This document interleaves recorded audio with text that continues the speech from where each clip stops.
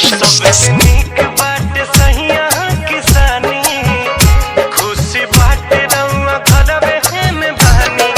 मारो कमैला के एजी बहरा में गइला के, मारो कमैला के अब बहरा में गइला